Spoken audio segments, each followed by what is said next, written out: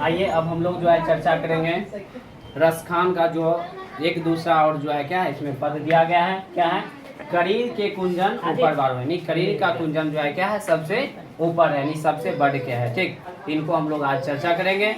पहला जो हम लोग कल पढ़े थे, आज जो है नया इसको क्या करना है, पढ़ना है। तो देखिए कह रहा है कि यह लकुटी अरु कमरिया पर राज तिहुपुर की ताजीदारो, आठू सिद्धि नवो निधि को सुख नंद की गाय चरा बिसारो। अर्थात यहाँ पे रसखान देखे, रसखान की एक आकांक्षा होती है। क्या आकांक्षा होती है? कहता है यदि मुझे वह लाठी और कंबल मिल जाए, क्या मिल जाए? वह लाठी और कंबल मिल जाए जो भगवान श्री कृष्ण यानी कि जो नंद के जो लाल हैं क्या करते थे, यानी कि गाय को चराने के लिए ले जाया करते थे। क्या करते थे? यानी यह लकुटी अरु कमरिया पर राज तिहोपुर की ताजीदारो, आठों सिद्धि नवोनिधि को सुख नंद की गाय चरा विसारो। अर्थात कहने का मतलब है रसखान का, यदि मुझे वह लाठी और कंबल मिल जाए जो भगवान कृष्ण जो है नंद की गाय को चराने के लिए ले जाया करते थे, उनके ऊपर क्या करेंगे, तीनों लोग उनके ऊपर निछावर कर दूंगा। क्या कर दूंगा? तीनों लोग, और अष्ट सिद्धि और नवनिधि का जो सुख होता है उनको भी उनपे क्या कर देंगे, निछावर कर देंगे। अर्थात कहने का मतलब है रसखान कहते हैं कि यदि वह लाठी और कंबल मिल जाए जो नंद की गाय को चराने के लिए भगवान श्री कृष्ण ले जाया करते हैं, उनके ऊपर तीनों लोक का राज्य और अष्ट सिद्धि और नवनिधि का जो सुख मिलेगा उसको भी उनपे क्या कर दूंगा, निछावर कर दूंगा, यानी कि त्याग दूंगा। ठीक,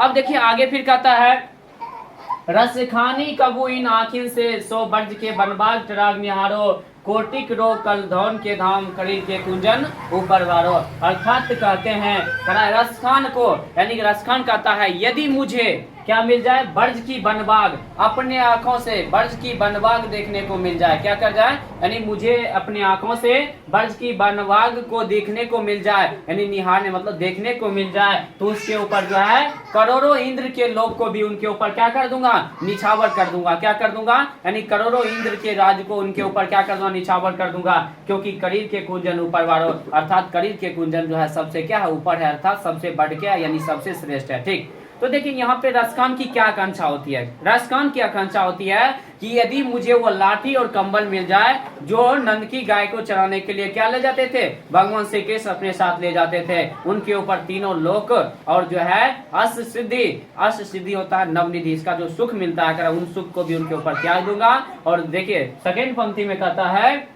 यदि रसखान यानी कह रहा है मुझे यदि बर्ज की बनबाग के प्राकृतिक सौंदर्य को मेरे आंखों से देखने को मिल जाए, मतलब जो है हम उसको यदि एक बार देख ले तो उनके ऊपर करोड़ों इंद्र के सिंहासन को भी क्या करें, उनके ऊपर निछावर कर दूंगा, यानी कि उनको त्याग दूंगा। ठीक, क्योंकि करीर के कुंजन क्या है, सबसे ऊपर है। बिल्कुल सिंपल सा है, कुछ नहीं है इसमें, समझ गया ना। अब देखिए इसमें से दो प्रश्न इसमें से दिया गया है, इसमें से एक ये हो गया एक ये हो गया, दोनों क्या है ये इसी में से दिया गया। ठीक, तो अब हम प्रश्न पे भी थोड़ा चर्चा कर लेते हैं, जब पढ़ लिए तो क्वेश्चन बनना चाहिए, क्या अर्थ समझ में आ गया ना। चलिए तो आगे हम लोग प्रश्न को देखते हैं।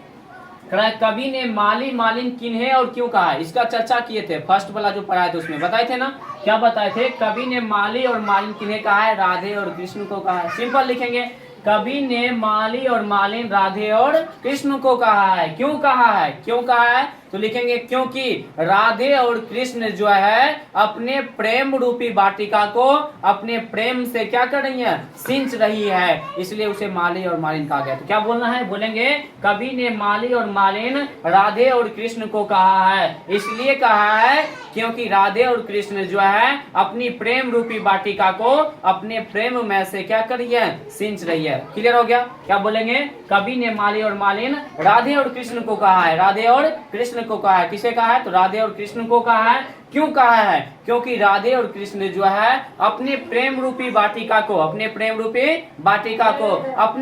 में से सींच रही है। क्या कर रही है, अपने प्रेम रूपी वाटिका को प्रेम में से क्या कर रही है, यानी कि सींच रही है। ठीक, अब देखिए एक प्रश्न आता है, द्वितीय दोहे का काव्य सौंदर्य स्पष्ट करे। अर्थात दूसरा दोहा यही है, पहला में जो था वो पढ़ लिए, दूसरा का कह रहा है, तो दूसरा में क्या है, लिखेंगे दूसरे दोहे का काव्य सौंदर्य, लिखेंगे दूसरे दोहे के माध्यम से रसखान अपनी आकांक्षा व्यक्त करते हुए कहना चाहते हैं कि यदि मुझे वो लाठी और कंबल मिल जाए जो नंद की गाय को चराने के लिए भगवान श्री कृष्ण ले जाया करते थे, उनके ऊपर तीनों लोक के यानी तीनों लोक के यानी क्या कर दूंगा, उनके निछावर कर दूंगा, और जो है अष्टसिद्धि और नवनिधि की जो सुख है उनको भी मैं क्या कर दूंगा, उनके ऊपर छोड़ दूंगा यानी त्याग दूंगा।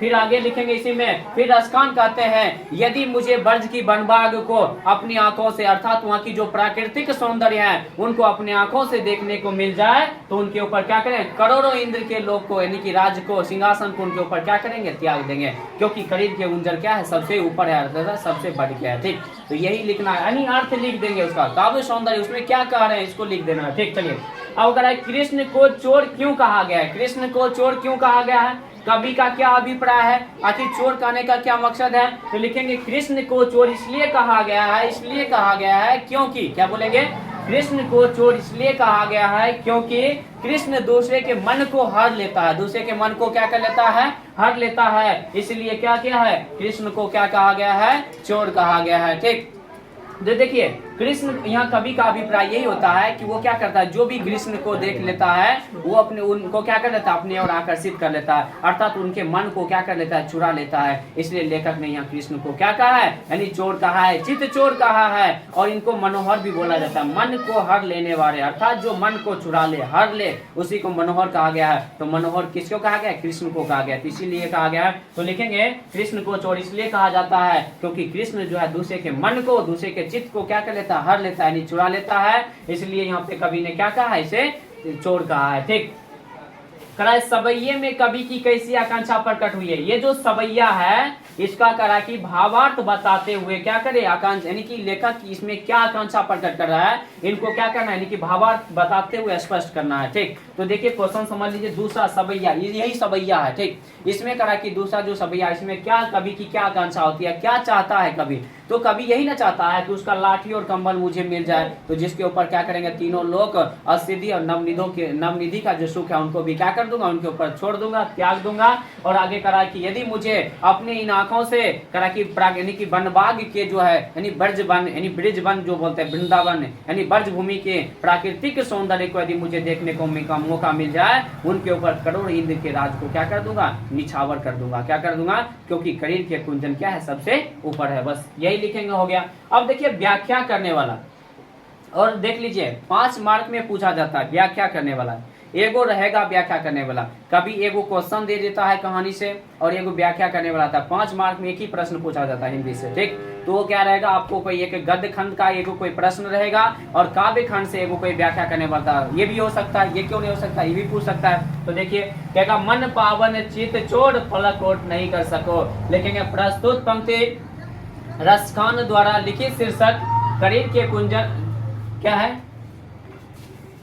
लिखेंगे प्रस्तुत पंक्ति रसखान द्वारा लिखे गए पंक्ति से क्या किया गया, इसको लिया गया है, यानी प्रेम यानी श्री राधिका से लिया गया। क्या बोलेंगे, बोलेंगे मन पावन चित्त जोड़ पलक नहीं, लिखेंगे प्रस्तुत पंक्ति जो है क्या है कि प्रेम यानी श्री राधिका शीर्षक से लिया गया है, जिनके कवि कौन है, रसखान है। लेकिन प्रस्तुत पंक्ति के माध्यम से रसखान कहना चाहते हैं कि क्या कहना चाहते हैं, तो लिखेंगे मन पावन चित्त चोट पलक ओट नहीं कर सको, अर्थात यहाँ रसखान कहते हैं करा कि जिस दिन से मैंने क्या किया है, यानी भगवान श्री कृष्ण को देख लिया है, उस दिन से मेरे मन मेरे बस में नहीं है, अर्थात श्री कृष्ण ने क्या किया, मेरे मन को चुरा लिया है। क्या कर लिया है, मन को चुरा लिया है। जिस दिन से मैंने उसे देख लिया है, थोड़े क्षण के लिए भी पलक ओट नहीं कर सकता हूँ, अर्थात थोड़े देरों के लिए उनकी आंखों से ओझल नहीं हो पा रहा हूँ। ठीक, तो आगे फिर लिखेंगे रसखानी कबू इन आखिन से स्व ब्रज के बनबाग न्यारो, और पिछला बार यही क्वेश्चन पूछा गया था। तो देखिए यही क्यों नहीं पूछेगा, अगला बार हो सकता है ये पूछ दे क्या, तो ध्यान दीजिए इस पे। लिखेंगे प्रस्तुत पंक्ति रसखान द्वारा लिखित शीर्षक, ऐसे भी ले सकते हैं, प्रस्तुत पंक्ति रसखान द्वारा लिखित शीर्षक क्या है, करीर के कुंजन ऊपर वारों से लिया गया है, जिनके माध्यम से रसखान अपनी आकांक्षा व्यक्त करते हुए कहते हैं कराए कि रसखान को यदि मुझे ये जो है ब्रज के वनबाग को अपनी आंखों से देखने को मिल जाए, अर्थात वहाँ के प्राकृतिक सौंदर्य को मुझे दर्शन हो जाए, तो उनके ऊपर करोड़ों इंद्र के राज को क्या कर दूंगा, उनके ऊपर निछावर कर दूंगा। बस यही लिखना है, बस हो गया। तो ये व्याख्या वाला इंपॉर्टेंट है, समझ गए ना, और क्वेश्चन भी पूछा जाता है, तो इसको देख लीजिएगा, फिर जो नहीं बनेगा तो फिर पूछ सकते हैं कल। ठीक।